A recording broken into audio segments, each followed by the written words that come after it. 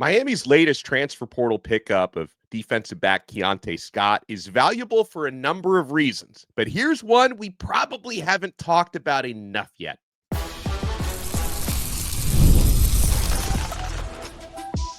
You are Locked On Canes, your daily podcast on the Miami Hurricanes, part of the Locked On Podcast Network, your team every day. I am Alex Donno, University of Miami alumnus, co-host of Locked On ACC, and writer for Canes County at Rivals. And thank you so much to the everydayers for making Locked On Canes your first listen and your first watch. We're available free wherever you get your podcasts. We're free on YouTube. We're part of the Locked On Podcast Network, your team every day. Today's episode is brought to you by FanDuel. Right now, new customers can get $200 in bonus bets when your first $5 bet wins. On this loaded episode, we'll talk about that Jackson Cantwell countdown, which has us under a week. May 13th, top player in the class of 2026 is going to decide between Miami, Georgia, Oregon, and Ohio State. We'll talk about the Hurricanes' remaining transfer portal needs after their latest pickup of Keionte Scott last night. But before we talk about maybe the most underrated part of Keionte Scott's game. Today's not Tuesday, but since he hit the snooze button too many times yesterday, we've got a Truth Teller Wednesday, and the Truth Teller has something to say. So Bruce Warner, I'll give you the floor. Oh, before I even talk about that, I don't know what's wrong with me, but I can't sleep. I finally fell asleep at about a quarter to four, maybe Monday night. And I woke up at 6:30 and I said, oh my God, I'm hungry. So I ran out, I got bagels, I came back. By 7:30, I was back. I went back to bed and I didn't wake up until like 10:45. So I missed the show. Man. And I saw that you called me and texted me and said, what's wrong with you, you stupid idiot? Well, no, I didn't even say that. Like I was worried about you. Like I didn't know. I didn't hear from you, which is odd for me not to hear from you. Like I didn't know if I was gonna have to call like the cops or something. You should have. At least I would have gotten up before when I did. So anyway, now I'm going to sleep at night with like these tapes about thunder and lightning and all this, whatever. It helps. So anyway, a non-Cane story, but Saturday was the Kentucky Derby. And we all know who's got the record for the fastest time in the Derby, the Preakness, and the Belmont, and that's Secretariat. To this day, that's still the greatest single sporting event I've ever seen. I still can't believe 52 years later that the horse not only won by 31 lengths, but every quarter pole, he got faster and faster and faster, which seems like it's not humanly possible, even though it's an animal, not a human, but still ran faster all the way around the track to the finish line. So anyway, I come to find out that all 21 horses in Saturday's race is related to Secretariat. All 21 of them had some lineage to that horse from 52 years ago. So the fact that they're all in the Derby together, I mean, there might be, I'm sure there's a lot more, but he was not considered a great stud horse. He had some good horses, but the lineage of it just trickles down now 52 years later to the 2025 Kentucky Derby. I just think it's an incredible thing about that horse. Still 52 years later. 52 years related to every horse. Well, watching Secretariat run was a lot like watching Devin Hester returning kicks and punts, Bruce. And that's what that's part of Miami's an underrated aspect because it's been years since Miami has had kick returns or punt returns go for touchdowns, despite having some of the greatest ever.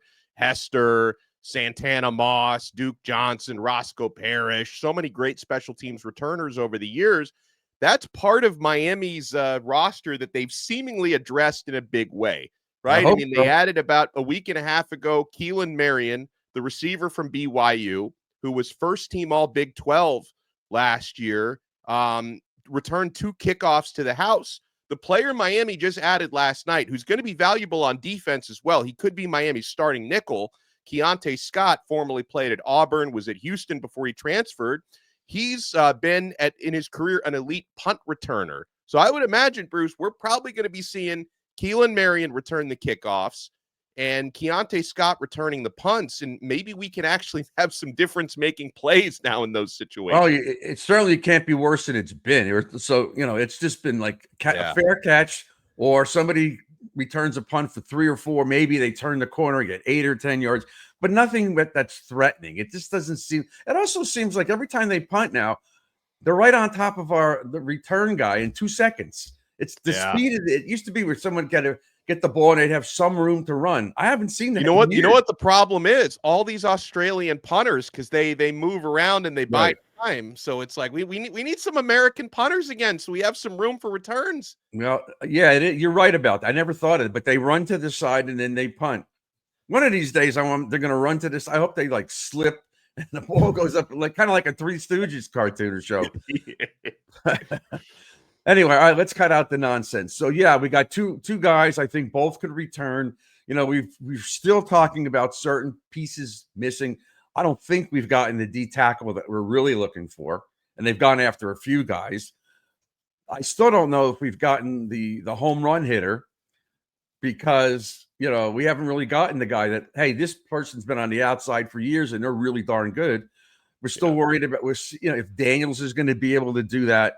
Then there's some talk from somebody that you and I both know, talking about Josh Moore, Malachi Toney, and JoJo Trader as the 3 starters. Your comments on that?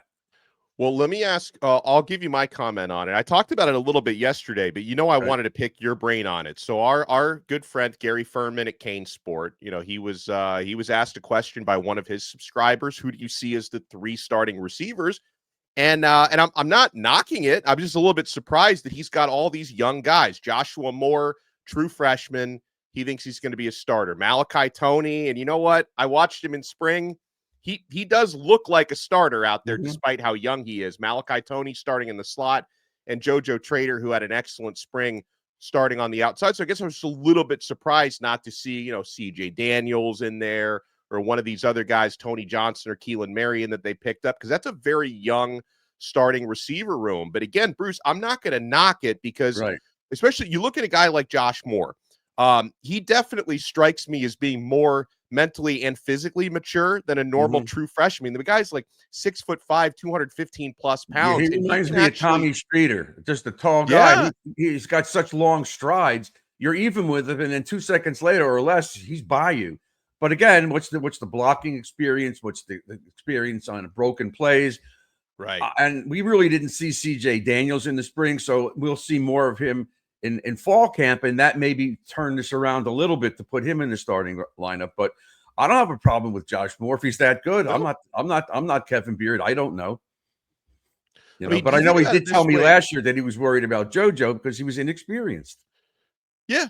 Right. But okay. But think about it this way. Like, am I overthinking this? That, Miami opens up their season against Notre Dame, who, last year, and they've got a lot of the same players back, but last year had one of the best defensive secondaries in the entire country. And if Miami actually opens up the season with a second-year redshirt freshman receiver and 2 true freshmen, are we going to rely on, and the other guys will play. So I may be overthinking this, because it's not like CJ Daniels and company won't get on the field. Like, the more experienced guys will get some rotational time. But do you think that, 3 very young receivers are going to be ready to start against the national runners-up with one of the great defensive backfields in the country? Well, that's why we're talking about it. Probably not. And the other thing is, and the other issue would be, if you're talking about Malachi starting, what happened to Ray Ray? What happened? Right. He's not going to be a returner, according to what we're talking about. And if he's not going to start, is he going to pout? Now, he had a pretty good spring as well. Yeah, he's got more experience, but I don't know how great he really is. I don't know what the big upside is for him anymore. Yeah, you know what? Like, when Ray, I was so impressed when, the media, we got to interview him during spring ball. And he seems to me like he just wants to go out there and compete, and he loves Miami. So that's one, like, if he doesn't start, I don't think he's going to complain. I think he's just going to want to take every opportunity he has out there. But I want to get more into remaining transfer portal needs when we come back, because again, like, Miami just landed another defensive back last night. There's at least one more defensive player that the Hurricanes seem to be targeting in the transfer portal. We'll talk about where the trends are going with Mohamed Toure from Rutgers. You want to keep it locked right here, my friends. We're only getting started on a Truth Teller Wednesday on this brand new episode of Locked On Canes. Scaling your business requires the right expertise at the right time. With Upwork, you can find specialized freelancers in marketing, development, design, and more. Experts ready to help you take your business to the next level. Upwork gives businesses flexibility by connecting them with top freelance talent across multiple industries, including IT, AI, web development, and marketing.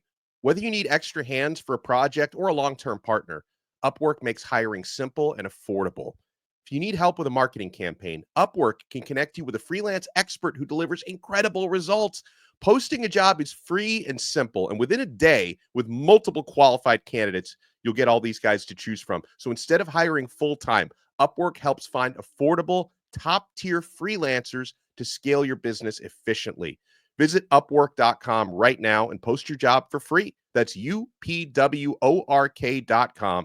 Upwork.com, to connect with top talent and grow your business today.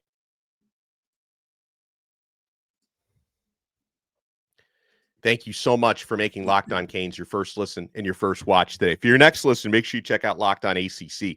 Kenton Gibbs from Locked On Wolfpack and I take you around the conference. I had to rag on Kenton a little bit because he's an NC State guy, and Miami baseball just swept NC State at home over the weekend. So had a little fun at Kenton's expense. Make sure you check us out free wherever you get your podcasts, and check us out free on YouTube.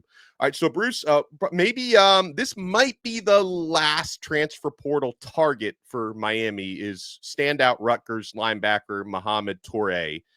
And I will note he's visiting North Carolina. Looks like that's going to be his final visit before he makes a decision. And we'll see how much we have to worry about the Tar Heels, right? He visited Indiana recently. Miami and Penn State he's visited, and it seemed like Miami versus Penn State has been the primary competition. Now, Penn State just got a commitment yesterday from North Carolina linebacker Amari Campbell. So, that's leading some Miami folks to think, okay, they got a different guy, so maybe they realize that Toure might be trending in a different direction. So I feel a little bit better about where Miami stands, assuming Bill Belichick doesn't make some, brilliant pitch this week and flip that narrative. Yeah, like he gets dressed up like his girlfriend, and then you don't know which one's Bill and which one's the girlfriend. Oh my, what a story that is. Anyway, look, the kid didn't play much last year, did he? He didn't play at all last year, ACL. Right, and so obviously that's a concern for me. I'm trying to look at everything other than what his talent may be. You don't want to get another guy that shows up, he's not ready to practice, and he just turns out to be a waste. We've had wastes come here the last few years. Going off his 2023 campaign, that's a hell of a get if you can get him, because we need a little more depth. Look, that's in his control, not ours. If he comes here, that's great. If he's healthy, that's great. But we're not going after any more D tackles. We didn't get anybody we really wanted. No, well, there was really maybe one guy we might have considered was the one out of Florida, but he landed pretty quickly at North Carolina, and then the one who was from Boise State, who ended up staying at Boise State, like he was a lot smaller, I think, than the staff expected him to be. Yeah. So it's like the defensive tackle market, Bruce, has been almost non-existent. So so people have to step up and people have to stay healthy, but we've got bodies. You got Blay, you've got Scott, you got Moten. There's other guys that are going to be in the interior. They're going to be in the mix, whether the inside or the outside. And like we said before, I think on passing downs, they're going to go mostly with they'll probably put in the kid from USC transfer. Hayden Lowe. Hayden Lowe, because he's got the speed off the edge. They got a million. They have Blunt. They have guys they can put in there, Artavius Jones. They do have a good 10, 12 deep on the D line, but we just don't know what the interior guys are going to do, which is critical. That's what we keep hearing. Who else? Is that it? Is there anybody else? I've heard some rumblings that like maybe they could, if they really decide they need a defensive tackle. I'm not sure of the names, but there's some guys out there who would be like depth pieces, but not again, you might just decide to roll with what you have, Bruce. I Because agree with that. I think these kids need to get some yeah. experience. Yeah, like I want to see, hopefully Artavius Jones gets some opportunities, and also like Miami's got some guys with positional versatility, like Armando Blunt, who he's more of an edge, but he's got the size to play inside or outside. Obviously, Ruben Bain can do that. Akeem Mesidor, I know he prefers to play on the edge, but he can be used inside if necessary. So Miami does have some guys who have positional versatility on the defensive line. So I'm with you. I mean, if it comes to like bringing in, some kind of journeyman defensive tackle who could come in here and be like the 4th, 5th, or 6th guy, probably would rather roll with what I have. Yeah, I agree. Now, you mentioned before that Notre Dame secondary. Do you know? I'm gonna put you on the spot. Do you know how many of these guys are back and how many are in the pros or graduated? Yeah, I'm not sure. I'm not sure. You put me on the spot and you That's stumped right. me. It's about time. I'm always on the spot. So no, I'm just curious. You're talking about a young offensive wide receivers that we're going to have, and I don't know what they're bringing back. If they're bringing back 3 out of 4 guys, that's a lot. If they're bringing back 1 out of 4 of their secondary, that's a difference because we don't have the experience. Who's got experience? Daniels. CJ Daniels from LSU. Yeah, that's it. I mean, Keelan Mary and Tony Johnson have some experience, but those guys haven't even practiced with us yet. Like right. Here. Yeah. Right. So there's a lot to happen here. I still think that the offense will not be as prolific. It's just not going to be where you could just sit back and, okay, we got the ball back. Here comes 7 more points. I don't know. I guess I'm excited about it, but it just hit me. Just so many I don't knows. Yeah. That I could sit here and say I'm excited about it. We're going to beat Notre Dame, and I don't really know because all these new guys we have. Look at them all. And position changes. Massador's back on the outside. I think the linebackers, we've got mostly the experienced guys, and we got the kid we just got from, what was it, North Carolina, right? Mm-hmm. So North Carolina State, NC State. And another thing I want you to look up while you're checking out the other story. How many DBs on our roster? It's got to be like 14 or 15. Oh yeah, well there are a ton. I mean, OJ Frederic, who he was banged up in spring, so like we haven't talked about him a whole lot because of that. Miami's got the young guys who came in, Jabari Antoine, who hasn't practiced yet because he was banged up, Chris Ewell Jr., Amari Wallace, Bryce Fitzgerald, who is about to graduate from Columbus, so he couldn't enroll early because Columbus doesn't allow that. Right. He's going to be here next year. Damari Brown is going to be back. Markeith Williams is back. But again, you look at him, Alex, and again, year after year, he's very enthusiastic. He plays hard, but he hasn't put an ounce of weight on. It doesn't seem he's still rail thin. And you would think maybe he'd be up to like 190, 195, look a little more solid, but he's still skinny. He tries hard. I just don't know if he could really handle it to start like that and take the pounding. We got a ton of defensive backs, though. That's for sure. Yeah, we do. We do. We got it. And it's like Mario made it his obsession because the defensive backfield was such an embarrassment last year. And again, like there were certain guys who played well, like OJ Frederic was fantastic, but the defensive backfield was the Achilles heel of this football team. And then Cristobal makes it his life's mission to go completely turn that unit around. And I believe he's done that, with help from Will Harris. He's done it. And he's got young talent too. You know what else I just thought of is that now it slipped my mind. How do you like that? I just had the offense. So we're talking about the offensive inexperience, but there's one name out there that you and I have been talking about for a season or two that went to the portal and he pulled his name out. Right. And that's Carr. Yeah. Nye Carr. Yeah. Now, I always thought he was going to play a lot this year. Then he's in the portal. Yeah. Now he's not in the portal. He may surprise a lot of people. Yeah. All you need is a quarterback to be on the same page as him. And because Beckes doesn't know any of these guys. So it's possible Nye Carr could be a stud. Yeah, I think so too. Hold on. I've almost got the answer as to how many defensive backs we have. So, all right, we got, we see Dylan Day, Xavier Lucas, Markeith Williams. Oh, I forgot about Jadis Richard. He's back. Injured his knee. He's back. Ryan Mack, I forgot to mention him. OJ Frederick, Charles Brantley, Jabari Antoine, Damari Brown, Isaiah Taylor, Jason Taylor's son, Zechariah Poyser, Bryce Fitzgerald, Chris Ewald, Ethan O'Connor, Amari Wallace. Like, I think we're looking at I think we got like 15 or 16 DBs. Yeah. What was the name of the guy that we got in the portal, but he's gone already? Was that Brantley? Yeah, Emmanuel Carnley. Yeah, Carnley. He got here and he got right out. He ended up at Virginia. He transferred to UVA. Good. Yeah. Well, it's better for him. That's fine. Yeah, I mean, probably so. And again, we're looking at all these 15 names, but who are the best players? Who we know who's going to be the corners. We know Poyser's going to start. So it's really one safety and a nickel. Who are those guys playing? And I'm hoping it's Brown. I think Keionte Scott, I think, is going to be the starting nickel. That's my expectation now, because he was elite at Auburn. Like, he in 2022 and 2023, he was one of the best nickels in the country. Like, he was all SEC in 2023. He moved to the outside. It didn't go as well for him. He also was injured in 2024. Right. So I think he's going to be our starting nickel, most likely. Could very well be. And then probably I would say OJ Frederick and Xavier Lucas. Yeah, they're the starting corner. That's a done deal, I think. Yeah.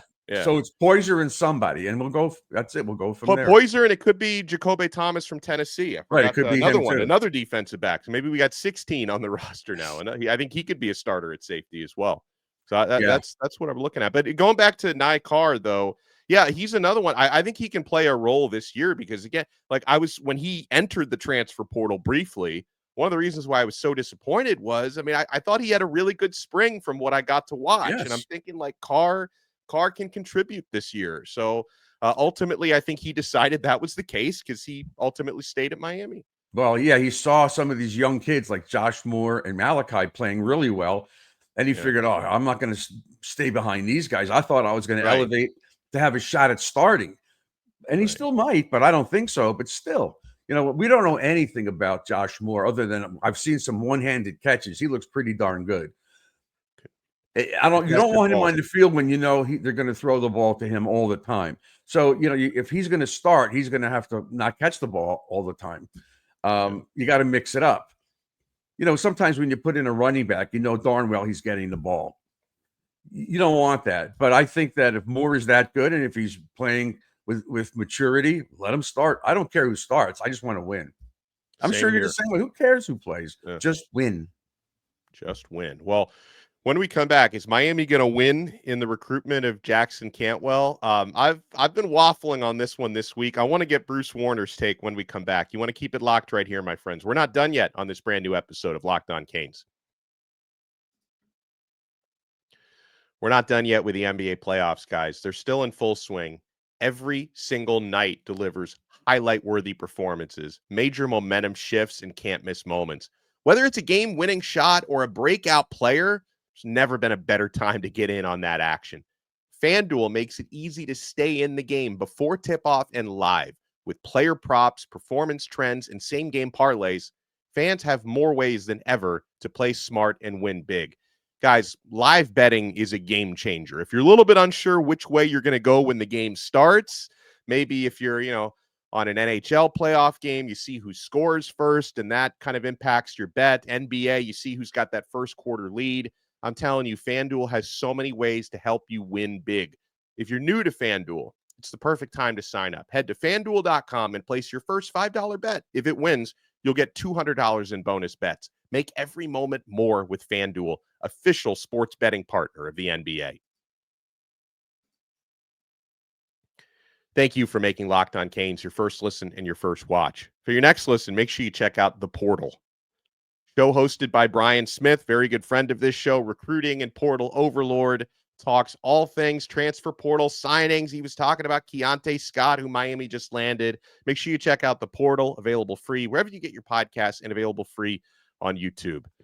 All right, Bruce. I was happy that Alex Mirabal had the opportunity on Sunday to go in home, Nixa, Missouri, with Jackson Cantwell and his family, because that's probably the last of the FaceTime Miami's going to get with Cantwell, at least in person, before he makes his decision on the 13th. So Miami needed to get the final sort of pitch or the final reminder, like, don't forget about us because he's going to be visiting Georgia here in a couple of days. He's going to make his decision on May 13th.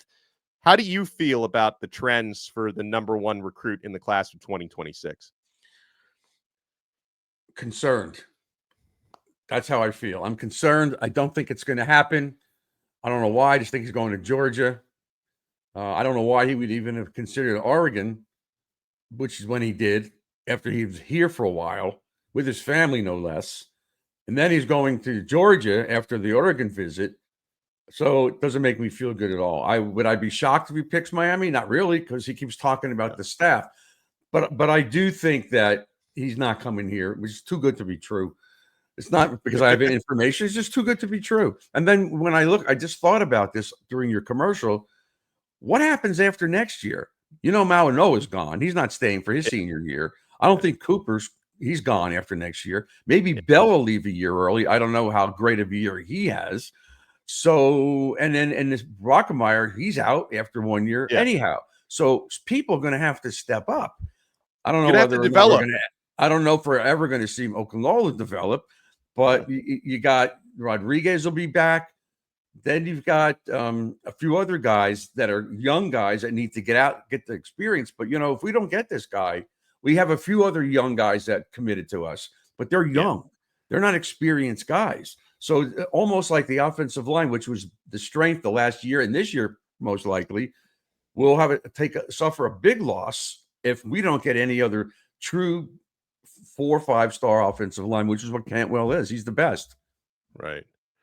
Yeah. And then of course there's the Drew factor, which I don't know how this all came about. It just seemed like it was almost etched in stone. And then all of a sudden Oregon, then all of a sudden Georgia, they got the number one quarterback the other day. It just seems too good to be true that he would say, I'm going to Miami. That did concern me when they landed Jared Curtis. Georgia landed. He's the top rated quarterback in the class of 2026. And don't get me wrong, like I love Darian Coleman, who Miami's got committed. Mm-hmm. I've seen though that it seems like Curtis and Cantwell have been talking on social media. So there seems to be some kind of a vibe between the two of those. So that worried me when Georgia landed Jared Curtis. But I mean, listen, I think Cantwell understands that if you talk about the type of offensive line coaching you're going to get, you can't do better than Miami. So if you're thinking about your own personal development, Stacy Searles, I guess, is doing an okay job at Georgia, but their O-line wasn't that good last year. Oregon's got a really good offensive line coach, but you're not going to do better than the Cristobal Mirabal combo. So, and I also, Miami, I know the NIL bid is going to be competitive. I don't know what kind of a bidding war is going to, because again, this is the number one recruit in the country. So, you're probably not going to be able to outbid Oregon if it comes down to that. And I don't know what Georgia's bid is going to look like, but he's going to make a lot of money no matter where he goes. Right, so it's really, it's up for him to decide. I mean, maybe Cantwell, does he want to be a little closer to Missouri, which I guess would be Georgia over Miami? Does he see Georgia as a team more likely to win championships than, like, these things are going to come into his mind. Yes. You talk about Oregon. I didn't want to be the one to say it. You said Oregon, you said Ohio State, you talked about Georgia. Are we really in their league? As much as we love the Canes. Certainly not in Ohio State. I mean, Ohio State could very well repeat with zero issue next year. I mean, they still got Jeremiah Smith. Georgia still is always a threat to go all the way. Yeah. Oregon out west is probably the only threat for the most, unless USC turns it around. But still, we're not in their league yet. Yeah, right. Had we not gone 10-3, had we made the playoffs and made it to maybe the semifinals or whatever, different story. But we're not there yet. Yeah, there's still a lot of question marks. So if we don't get this kid, it's understandable. But we're taking baby steps every year. We can't go backwards. Our defense has got to be better. That's all we talked about, and that's all we hear about. And you watch these other YouTube videos, the defense. We've got to play better and make it easier on our offense, not to have to drive 75 yards every time we get the ball. So, there's things. Look, that first game is so critical, and then the Gator game is critical. Yet neither one of them affects the ACC standings. So, but you still don't want to lose those games. You want to compete with the elite and then give it your best shot. And hopefully, we don't fall apart like last year, Yeah. Your mouth to God's ears. Well, we appreciate the time as always. By the way, I just got my 23andMe genetics report back. I'm also related to Secretariat somehow. I figured that. I That figured that. explains why I run so on fast. the stud fees alone. Yeah. Bruce Warner, he is the truth teller. Thank you so much to the truth teller. Make sure you follow us at Locked On Canes on X. Hit that like button. If you're watching us on YouTube, smash that like button and subscribe. If you're listening to the audio version, make sure you subscribe on Apple Podcasts, Spotify, the Odyssey app, or wherever you get your pods. And we'll talk to you next time on another episode of Locked On Canes. We are part of the awesome Locked On Podcast Network, your team every day.